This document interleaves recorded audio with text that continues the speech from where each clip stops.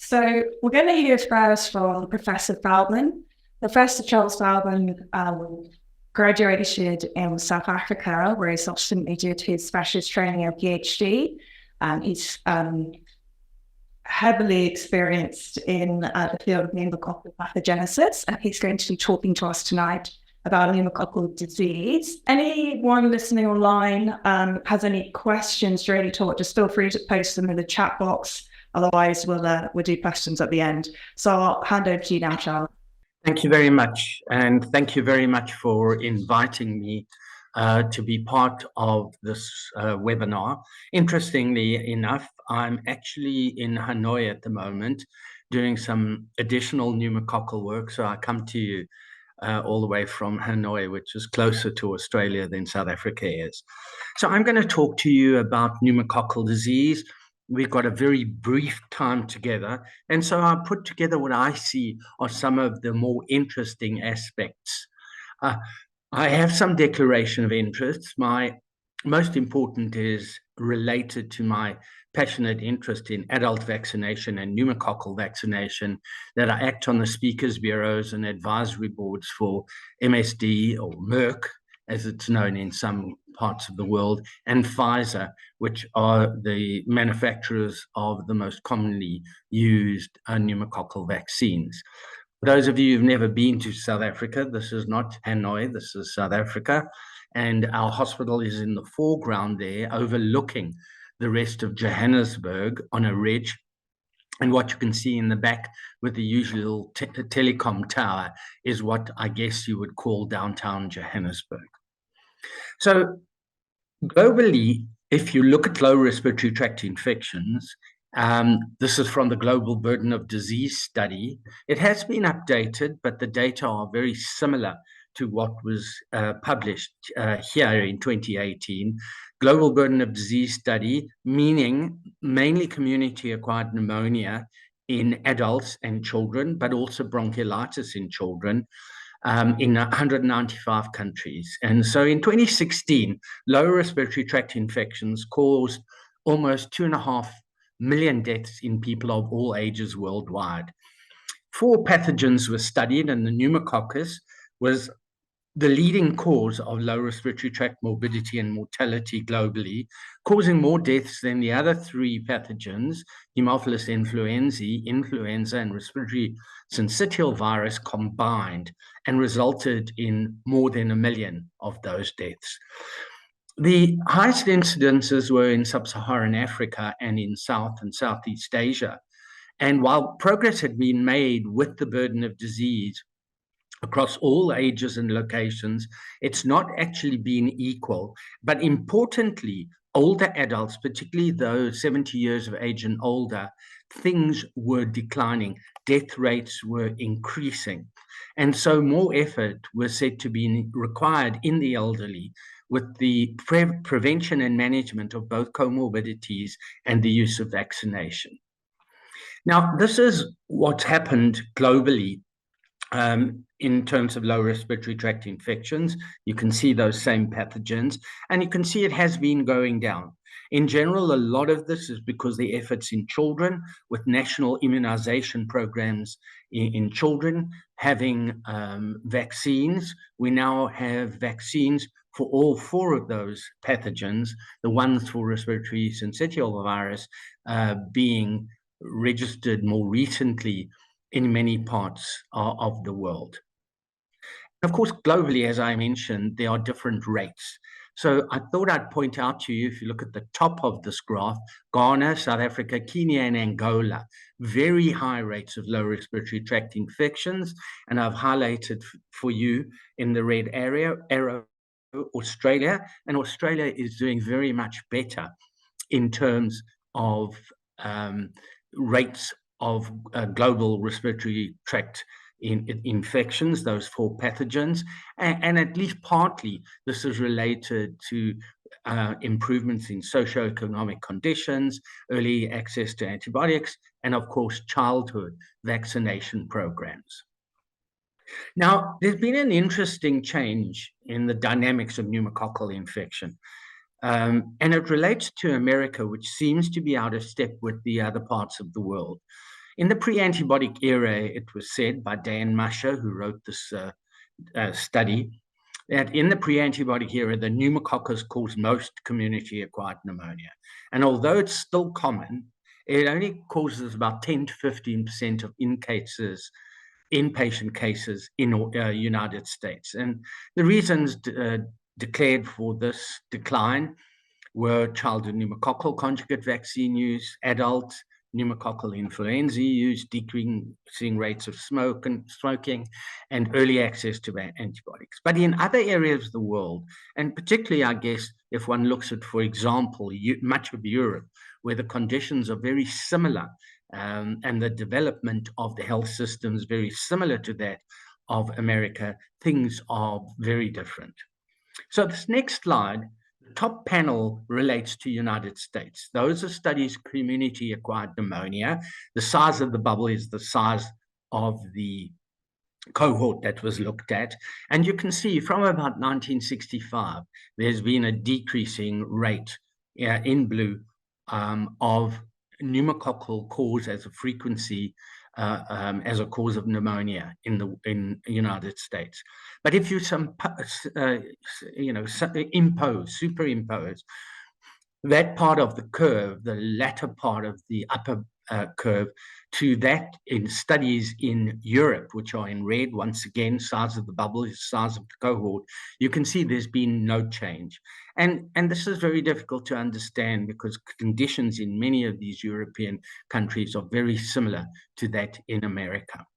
And in fact, if you look through the same study, looking at various studies that were conducted in Europe, England, Sweden, Netherlands, you can see the pneumococcus is still by far the most important pathogen. And this holds true especially for the developing world and from sub-Saharan Africa, where I come from. Excuse me. So the pneumococcus is a very important pathogen.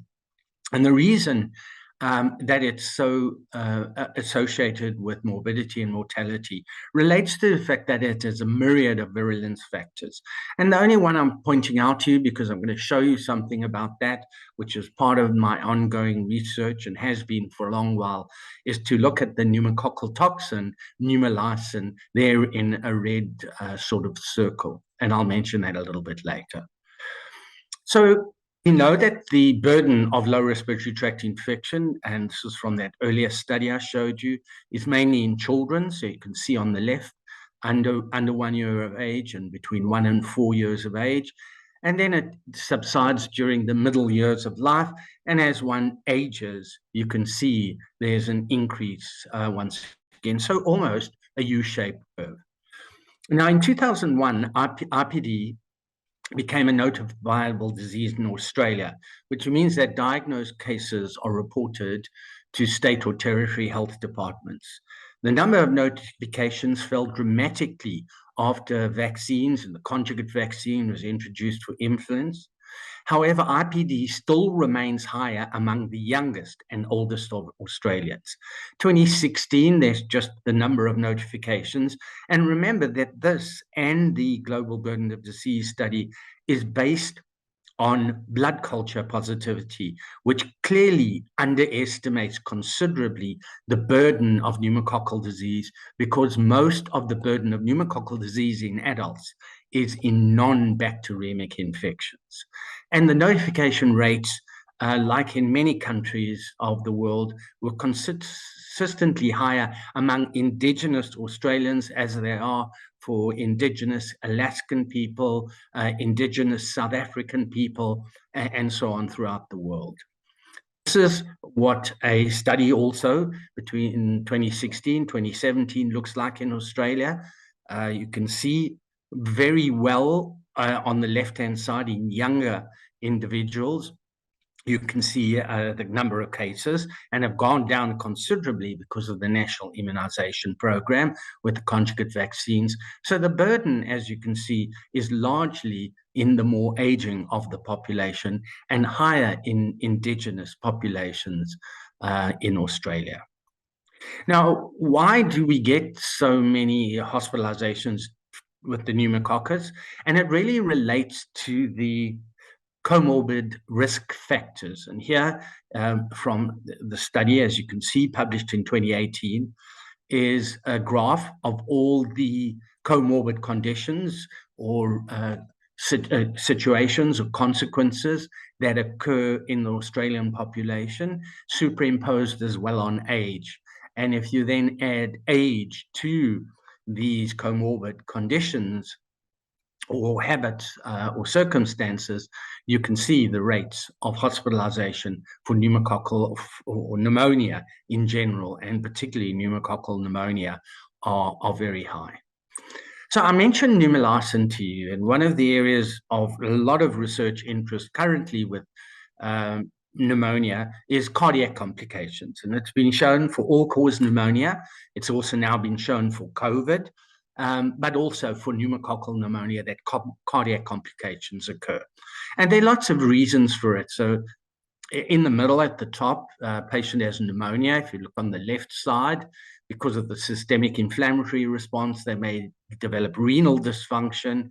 And then if patient is given intravenous fluids, for example, they may become volume overloaded. If you look at the top right, excuse me for that, you've obviously got consolidation of the lungs, filled alveoli, so there's VQ mismatch, and that could cause hypoxemia.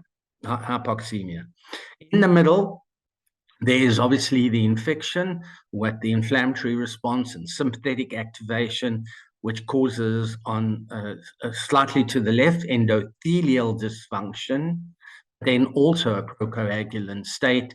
And many of the drugs that we use for the treatment of pneumonia have the possibility of causing cardiac dysfunction. So it's not surprising that cardiac complications do occur. Some of the early research, and this is just to show you how frequently this occurs, one of the early studies on the left, inpatients, on the right, outpatients, you can see that even patients treated at home do sometimes get cardiac complications. In the blue circle, it's only at a rate of about 2.1%. But if you look at the left circle, which is the inpatients, cardiac complications occur up to 25% or more of inpatients. And the common ones are heart failure in red, cardiac arrhythmias, usually atrial fibrillation in orange, and a myocardial infarction in yellow. And these are being increasingly recognized. We're doing a study at the moment looking at the occurrence in HIV positive cases in South Africa. Now, this is the interesting thing. One group, Anne Brown and colleagues, for example, they did studies in a whole range of animals. This was in non-human primates. On the left panel, on the very left top, is the heart of an animal who was infected with the pneumococcus. And those round circles that are drawn on that were found to be nests of pneumococci within the cardiac myocytes. And you can see under that, with a normal H&E stain, you can see these are normal pneumococci. On the right with scanning, you can see they pneumococci. And here at the bottom, you can see the nests within the cardiac myocytes. Now, the interesting thing is, and I'm going to put this in at the bottom right, this requires participation of pneumococcal and platelet activating factor receptor, platelet activating factor receptor. And what we've shown is that pneumococcal punches holes in cell membranes, and that's how the pneumococci internalize. Pneumococci also internalize into cells by using the PAF receptor itself, and that's been known for a long while. And pneumococcal actually causes the release of platelet activating factor, and pneumococcal also activates platelets. So the combination of all these factors, internalization of pneumococci into the cardiac myocytes, as well as platelet activation, could explain some of the issues, arrhythmias, cardiac failure, and myocardial infarction. Importantly, on the right is the heart of an animal that has been successfully treated. And you can see these blue areas are now flattened, and with collagen staining, which is for example, the bottom right, those areas where the pneumococci were are now scarred with collagen, and one can understand why long-term cardiac complications can exist. So lifelong preventative activities, meaning vaccination that start and continue for life, are essential as the population gets older. So if you look at this pyramid on the right-hand side, you need to undertake hygiene, screening for things like prostate and breast cancer, avoid smoking, and in the panel facing you, healthy eating, physical and activity, and life course immunization. In fact, when immunization occurs, and this is from a study in Australia, just look at the right-hand panel, the elderly. What happens is when PCV7 valent and PPV23, the old polysaccharide, was introduced, what you can see is that the vaccine serotype went down. What this was followed by is when PCV13 was introduced, that was the peak of PCV13 type pneumococcal disease, that further decreased. And what you're getting, like other countries in the world, is that these are non-vaccine serotypes increasing. And that's why the world of pneumococcal conjugates vaccines is changing. And currently, there have been 2 new conjugate vaccines introduced in many countries of the world. That's PCV15 and PCV20. Previously, only PCV13 and PPV23 were registered for use in adults, but PCV15 and 20 have recently are being introduced in many countries of the world. And the new ACIP, the CDC recommendations, say the following. The vaccines could either be age-based, in other words, young people, as you can see top left, with younger, 1964, no recommendation. But if there's a younger individual, chronic medical conditions, cochlear implant, CSF leak, and immunocompromising conditions, they should receive, if they're vaccine naive, either PCV20 or PCV15, followed by PPV23 1 year later. These are in vaccine-naive individuals. In people with highly immunocompromising conditions, the PPV23 following 15 can be given a minimum of 8 weeks later. Then in the elderly, whether they have underlying conditions or not, it's either PCV20 if they're vaccine naive, or PCV15 followed by PPV23 a year later, and once again in high-risk immunocompromising conditions, maybe 8 weeks later.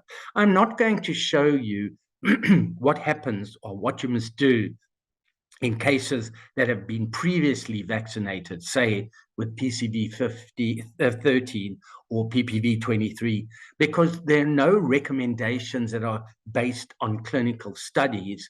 And these recommendations are very complicated, and rather recommend you go and look at these publications. And that's the risk-based. Anybody who has a risk, PCV20 or PCV15 followed by PPV23. As usual, and this is a study that was done in 2021, following the introduction of these new recommendations, they asked family physicians, general internists, pharmacists, what are the current recommendations for ACIP? And you can see only about 50% of them got the correct answer. The rest were all incorrect. And we need to train our clinicians on how to use the vaccines. So to finish, almost in time, pneumococcal infections are a common cause of morbidity and mortality worldwide. Infections affect the youngest and oldest of the population, and reasons for the infections being common relates to the presence of risk factors which are found globally. Non-communicable diseases are a common cause of morbidity and mortality as well globally. And it's now recognized that pneumococcal disease is associated not uncommonly with cardiac complications, but effective vaccines are available for the prevention of these infections, and there have been recently new developments in the pneumococcal conjugate vaccine armamentarium. So I'd like to thank you once again for the kind invitation to participate here, and I look forward to going into the responses during our question and answer time. Thank you very much. Thank you. That was really fantastic. So I think, yeah, we'll do questions at the end, and I've certainly got a question I want to ask you, but I think we'll do all the questions at the end of everyone's talk. So